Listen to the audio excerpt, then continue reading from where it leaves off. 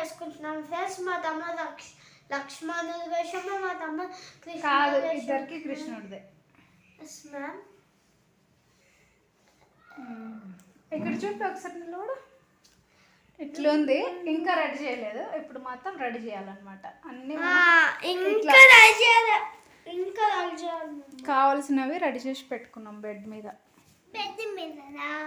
చున్నీలు అవన్నీ ఇద్దరికి. కొంచెం దూరం ఉండదు, మేము గాజులు పలిగిపోతాయి. నేను అన్ని తీసేస్తాను, కావాల్సినవన్నీ తీస్తా. ఓకే. ముత్యాలు మా ఉండు బేట, ముత్యాలు కమ్మల అది ఆడ పెట్టుకునేదిలే. నా చెవుక అన్ని తీయకుండు బేట, అన్నీ లైన్గా పెట్టుకుంటే వేసేటప్పుడు టకా టకా అయిపోతాయి. ఉండు. హలో అండి, అందరికీ నమస్కారం. ఎలా ఉన్నారు అందరూ? బాగున్నారా? మేము కూడా బాగున్నామండి. ఈరోజు వీడియో పెట్టడం అయితే కొంచెం లేట్ అయింది. మా పిల్లలిద్దరికి కృష్ణాష్టమి రోజు ఇద్దరికి కృష్ణుడి వేషం వేసాను అనమాట. అంటే బయట నుంచి ఇక షాప్లో అమ్ముతారు పిల్లలకి రెడీ చేసేవి, కానీ అలాంటివి ఏం కొనుక్క రాకుండా జస్ట్ వాళ్ళకి అంటే ఉండేవన్నమాట ఇంట్లో డ్రెస్సు. అలాగే ఇది పట్టు చీర మీద వచ్చిన బ్లౌజ్ కొత్తది, వాటితోనే ఉన్న దాంట్లోనే ఇలా పిల్లల్ని ఎలా రెడీ చేశానో ఈ వీడియోలో అయితే మీకు షేర్ చేస్తున్నాను ఫ్రెండ్స్. వీడియోని అయితే ఎక్కడ స్కిప్ చేయకుండా చూడండి. అలాగే వీడియోని లైక్ చేసి షేర్ చేసి మా ఛానల్ని సబ్స్క్రైబ్ చేయడం మర్చిపోకండి. అలాగే పక్కనున్న గంట సింబల్ని నొక్కడం వలన నేను పెట్టే ప్రతి ఒక్క వీడియోస్ అనేవి మీరు మిస్ అవ్వకుండా చూడొచ్చు. వీళ్ళు ఒకేసారి ఇద్దరిని చేయడం అంటే చాలా కష్టం, అయినా సరే అటు ఇటుగా కొంచెం కష్టపడ్డాను. కాకపోతే డ్రెస్సులు ఏం కొనుక్కరాలేదని చెప్పాను కదా, పెద్దోడికైతే అది చిన్నోడిది అది వేయించింది, అది ధోతి లాంటిది. వాడు కూడా ఏడుస్తున్నాడు నాకు కూడా చెయ్యి అనేసి, అందుకనే వాడికి అది వేయించేసి ఇలా సింపుల్గా ఇంట్లో ఉండే వాటితోనే ఇలా వాడి హ్యాపీనెస్ కోసం అయితే రెడీ చేశాను. లాస్ట్ వరకు ఈ వీడియోని అయితే స్కిప్ చేయకుండా చూడండి. ఎలా అనిపించిందో కామెంట్ చేయడం మర్చిపోకండి ఫ్రెండ్స్. ఎందుకంటే అది పెద్దోడికైతే డ్రెస్సు అది చిన్నగా అయిపోయింది, చిన్నోడిది యాక్చువల్గా. అది ఇక తప్పదు కదా, వాడికి కూడా అడుగుతున్నాడు అని చెప్పేసి ఈ బ్లౌజ్ పీస్ని అయితే ఈ విధంగా మడతలు పెట్టేసి పిన్నిస్ పెట్టాను, అటు ఇటు జారకుండా 2 సైడ్స్ పిన్నిస్ పెట్టేసి ఇలా మెడలకి వేసాను అనమాట టవల్ లాగా. ఆ తర్వాత ఇలా వడ్డానంని వేసేసాను బాబుకి.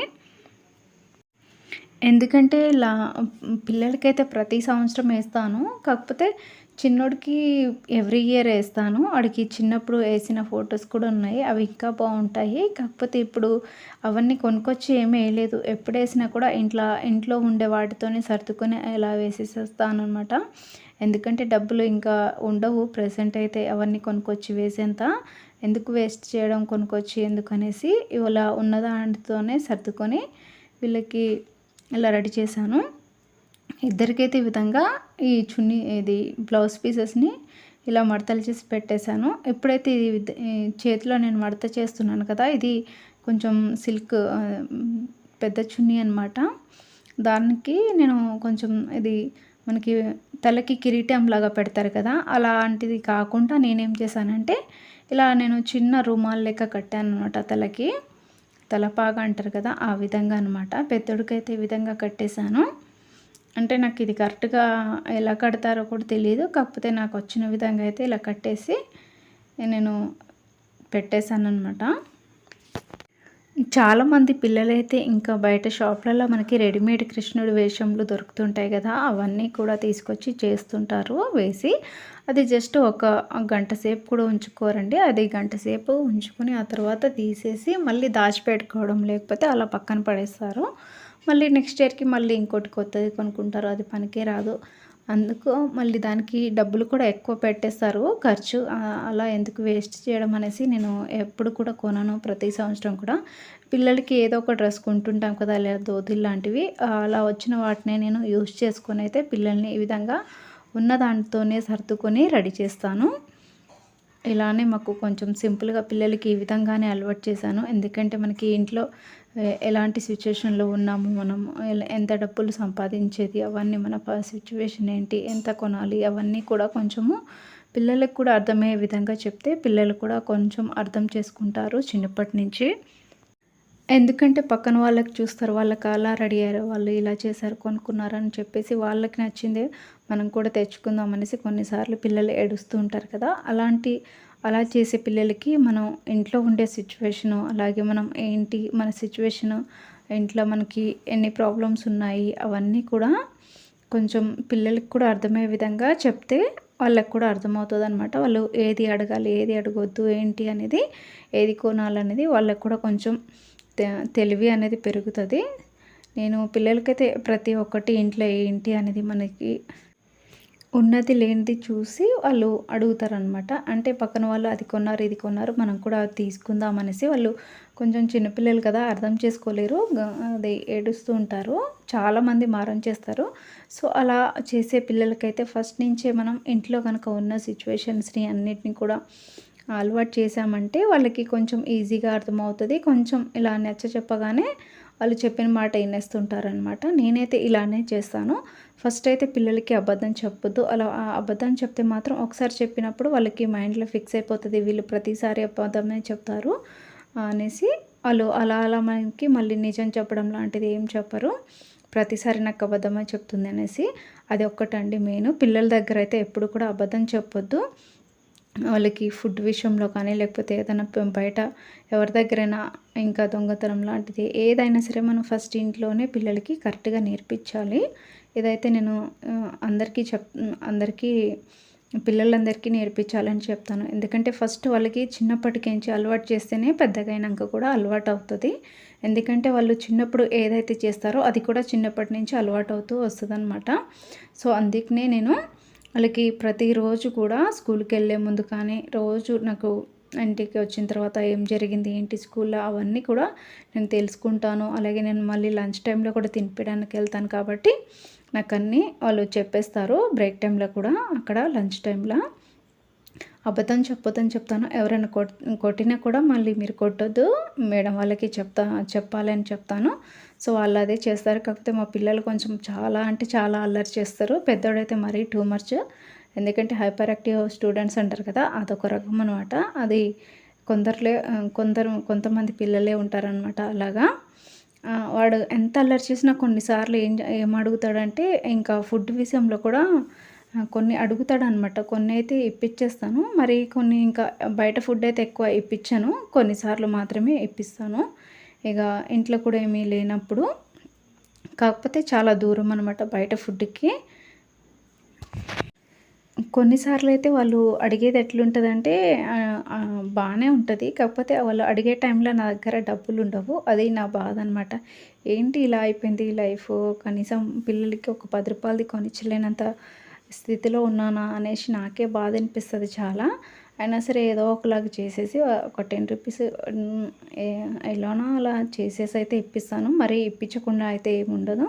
అలా వాళ్ళ కోసమైతే ఏదన్నా కొంచెం మనీ అయితే నా దగ్గర సేవ్ చేసుకుంటాను ఇప్పించడానికైతే.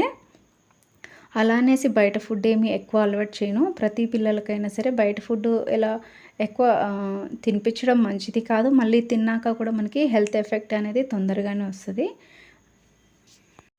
వాళ్ళు అలా అడిగినప్పుడు బ్యాడ్ ఫుడ్ ఏంటి, గుడ్ ఫుడ్ ఏంటి, అది బయట ఫుడ్ తినొచ్చా లేదా, అవన్నీ కూడా ఎలా తినాలి, ఎప్పుడు తినాలి, అవన్నీ కూడా మనం ఫస్ట్ పేరెంట్స్ దగ్గర నుంచే నేర్చుకుంటారు. మనం వాళ్ళకి చిన్నప్పటికేంచి నేర్పిస్తే కనుక వాళ్ళు కరెక్ట్గా వింటారు. కొన్ని సిచ్యువేషన్స్లో అయితే ఇక బయట ఫుడ్ అంటే ఎక్కువ స్వీట్ కానీ అవన్నీ కూడా చాలా తక్కువ అనమాట. వాళ్ళకి బయట షుగర్ది చేసిందైతే ఎక్కువ పడదు. అందుకనే బయటది ఎక్కువ ఇప్పించను. ఏమైనా ఇప్పిస్తే మాత్రం అవి కుర్కురే చిప్స్ లాంటివి మాత్రమే ఇప్పిస్తాను నేనైతే. ఎందుకంటే నా దగ్గర కొంచెం భయపడతారు. అలాగే నేను చెప్పిన మాట అయితే పిల్లలు వింటారు. ఎందుకంటే నేను వాళ్ళకి అన్నీ కరెక్ట్గా ఏంటి అనేది, మనకి ఇంట్లో ఎవరు జాబ్ చేస్తున్నారు, ఎట్లా మనకి మనీ ఎలా వస్తుంది, ఎంతమంది కష్టపడుతున్నారు, అవన్నీ కూడా నేర్పించాను. సో, దాన్ని బట్టి మనకి ఏది కావాలి ఓకే అలానా అనేసి అంటారనమాట. మనం డబ్బులు లేవు కదా బేట, మన దగ్గర ఇన్ని డబ్బులు లేవు, వాళ్ళతో పాటు మనం అవన్నీ కొనుక్కోలేము అనేసి అంటే కొంచెం అలా పెద్దోడైతే అర్థం చేసుకుంటాడు. చిన్న బాబు కూడా అర్థం చేసుకుని ఓకే మమ్మీ మనం తర్వాత మేము జాబ్ చేసినాక కొనుక్కున్నామేసి అలా అంటారనమాట. ఆ వర్డ్ విన్నప్పుడైతే నాకు కొంచెం హ్యాపీగా ఉంటుంది. ఎందుకంటే వాళ్ళు ఇంకా చిన్నపిల్లలు, వాళ్ళు ఇంకా పెద్దగా అయిపోయి జాబ్ దాకా వాళ్ళు అంటే ఆ ఏజ్లో వాళ్ళకి ఇంకా తెలియక వాళ్ళు అలా చెప్పేస్తుంటారు, కానీ అది ఇంకా టైం పడుతుంది కదా. సో ఇప్పుడైతే మేమున్న సిచ్యువేషన్లో అయితే వాళ్ళకి చిన్న చిన్నవి అయితే ఇప్పిస్తాము. కాకపోతే మరీ అంటే డబ్బులున్నలాగా అవన్నీ కూడా ఇప్పించాలంటే మిడిల్ క్లాస్ ఫ్యామిలీ కదండి. మేము పెద్ద ఇదేం కాదు, రిచ్ ఫ్యామిలీ ఏం కాదు, మాది సాధారణ కుటుంబమే. ఎందుకంటే ఇల్లు గడిపించడమే చాలా కష్టం అనమాట. మేము ఇక్కడ ఊర్లకించి వచ్చి ఇక్కడ హైదరాబాద్లో ఉండి బతుకుతున్నామంటే అవన్నీ రెంట్స్ ఉంటాయి, పిల్లల స్కూల్ ఫీజులని, అవన్నీ ఇంట్లో సామాన్లన్నీ. ఎందుకంటే మళ్ళీ మా తాతయ్య కూడా హెల్త్ బాగుంటుంది కదా, ఆయనకు కూడా ఆరోగ్యానికి మెడిసిన్స్ అవన్నీ ఉంటాయి. ఎందుకంటే సంపాదించేదే ఒక్కరైతే ఇంట్లోనే ఉండేది, మళ్ళీ నేను ఇంట్లోనే పిల్లల్ని చూసుకోవాలి కాబట్టి జాబ్ ఏమి చేయను. పిల్లల్ని మళ్ళీ పొద్దున్న దింపి రావడం, మళ్ళీ లంచ్ బాక్స్ తీసుకెళ్ళడం, మళ్ళీ సాయంత్రం కూడా తీసుకురావడం అవన్నీ ఉంటుంది. సో ఇంటికాడనే నేను పిల్లల్ని చూసుకుంటూ ఇలా నేను ఛానల్ని స్టార్ట్ చేశాను అనమాట. మొత్తానికైతే ఇక రెడీ చేయడం అయిపోయింది. మెడల లాకెట్స్, అలాగే నడుముకి వడ్డానము, మళ్ళీ తలపాకు కూడా ఇద్దరికి పెట్టేసి ఇలా ఫైనల్గా అయితే మనకి కృష్ణుడి అది బొట్టు ఉంటుంది కదా, అది గంధంతో పెట్టేస్తున్నాను, మధ్యలో కుంకుమతో పెడుతున్నాను. ఒకరికి పెడితే ఒకరికి మళ్ళీ నాకు ఇలా చేయలే అలా చేయలేదని ఇద్దరు పోటీ పడుతున్నారు. అందుకనే ఇద్దరికి సేమ్ చేయాలనేసి చెప్తున్నారు. ఇది చేయడానికైతే నాకు చాలా టైం పట్టింది, కాకపోతే వీడియో లెంత్ ఎక్కువైతుంది.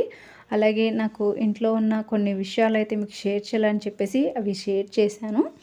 అవి మీకు కూడా యూస్ అవుతుందండి. ఎందుకంటే పిల్లల విషయంలో మనం జాగ్రత్తగా ఉండడం తప్పేమి కాదు, వాళ్ళకి నేర్పించాలి. ఎందుకంటే మనకి డబ్బులు ఉన్నాయి కదా అనేసి ఎక్కువగా ఖర్చు పెట్టేసి మళ్ళీ ఎక్కువగా వాళ్ళకి అలవాటు చేసేసినా కూడా అది మంచి పద్ధతి కాదు. ఎందుకంటే వాళ్ళకి చిన్నప్పటికించే నేర్పించాలి. మా పిల్లలకైతే నేను ఏదేనండి, వాళ్ళకి ఏది అబద్ధం చెప్పకూడదు, అవన్నీ కూడా నేను కరెక్ట్గా నేర్పిస్తాను. ఏదైనా చేస్తే స్కూల్లో ఏమైనా చేసినా కూడా వీళ్ళు ఏం చేసినా కూడా చెప్పేస్తారు, ఒప్పుకుంటారనమాట. అబద్ధం అయితే చెప్పరు, అదొకటి మెయిన్ అనమాట. కొంతమంది పిల్లలకి అబద్ధం చెప్పినాక మళ్ళీ అది చేయకపోతే మళ్ళీ బాధపడిపోతారు, మళ్ళీ అది నమ్మరనమాట. సో అలాంటి వాళ్ళకి కొన్ని చిన్న చిన్న అబద్ధాలు చెప్పేసి మళ్ళీ అవి చేసేలాగా ఉండే విధంగా చూసుకొని చెప్తే సరిపోతుంది. మా పిల్లలకైతే నేను చాలా వరకు అబద్ధాలు చెప్పను, ఏది చెప్పినా కూడా కరెక్ట్గా చెప్తాను. మళ్ళీ వాళ్ళు మైండ్ కొంచెం వాళ్ళకి అర్థమయ్యేలా, మైండ్ డైవర్ట్ అయ్యేలాగా చెప్తాను. కొన్నిసార్లు ఏమవుతుంది అంటే వాళ్ళు అడిగింది ఇచ్చేదాకా వదలరనమాట. అలాంటప్పుడైతే ఇక తప్పదు కదండి. అలాంటప్పుడైతే ఇంట్లో ఉన్న వాటితో ఏదో ఒకటి చేసి పెట్టేస్తాను, లేదా రేపు స్కూల్కి వెళ్ళినప్పుడు అలా ఇప్పిస్తానని చెప్తే అప్పుడు కొంచెం ఆపుతారనమాట.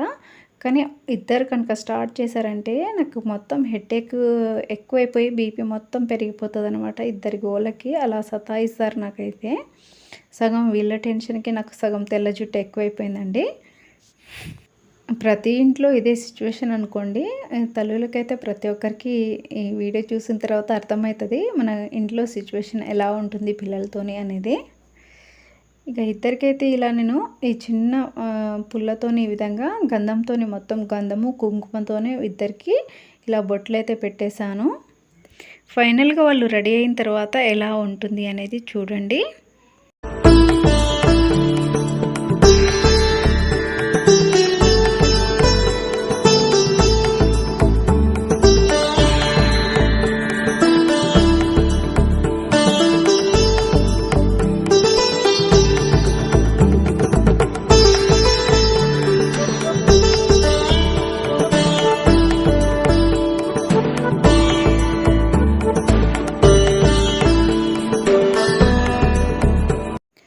ఫైనల్గా అయితే ఇద్దరు రెడీ అయిపోయారు. రెడీ అయిపోయిన తర్వాత చూడండి, కృష్ణుడు నిల్చురనైనా అంటే అటు ఇటు కదులుతున్నాడు. ఎందుకంటే నిలబడడం రావట్లేదు. అటు సైడ్ మంచం కూడా మొత్తం వీడియోలో వచ్చేస్తుందని కొంచెం జరిపేశాను. ఇప్పుడే చిన్నోడికి ఈ విధంగా ఇలా ఫ్లూట్ లాగా పెట్టేసి ఇలా కొంచెం వీడియోల కోసం మంచిగా నిలవడని చెప్తుంటే వాడేమో నిలవడానికి రాక అటు ఇటు తిరుగుతున్నాడు. వాడు కాలు పెట్టడం, అది కృష్ణుడిలాగా కాలు పెట్టమంటే ఒకలాగా పెడుతున్నాడు. చూడండి ఎలా పెడతాడో. ఇద్దరు ఫ్లూట్ లెక్క చేతిలో పట్టుకున్నారు కదా, అది ఫ్లూట్ కాదండి, పొరపాటు పడతారు ఫ్లూట్ అనుకుంటే. ఎందుకంటే ఇద్దరికి ఇచ్చింది నేను మనకి దాండియా ఆడతారు కదా కోలాటంకి, ఆ కర్రలు అనమాట. వినాయక చవితి అప్పుడు లాస్ట్ టైము ఆడింది ఇంట్లో ఉండే అనమాట. సో వాటిని ఇద్దరికి ఈ విధంగా కొంచెం డిజైన్ బాగుంది కదా, ఫ్లూట్ లాగా అనిపిస్తుంది అని చెప్పేసి ఇద్దరికి ఇచ్చాను. అవైతే బాగున్నాయి పట్టుకోవడానికి. ఒక సైడు మనకి ఫ్లూట్ లాగా చూడండి ఎలా తిరుగుతున్నారో ఇద్దరు కలిసి. ఇక్కడ మా చిన్నోడికి కృష్ణుడు లాగా ఒక సైడ్ కాలు పెట్టి ఫ్లూట్ ఊదడం రావట్లేదు, తెగ కష్టపడిపోతున్నాడు, అటు ఇటు ఊగుతున్నాడండి. చూడండి కృష్ణుడి విషయంలో అయితే చాలా బాగున్నాడు. మీకు కూడా ఈ వీడియో చూసాక ఎలా అనిపించిందో కామెంట్ చేయండి ఫ్రెండ్స్.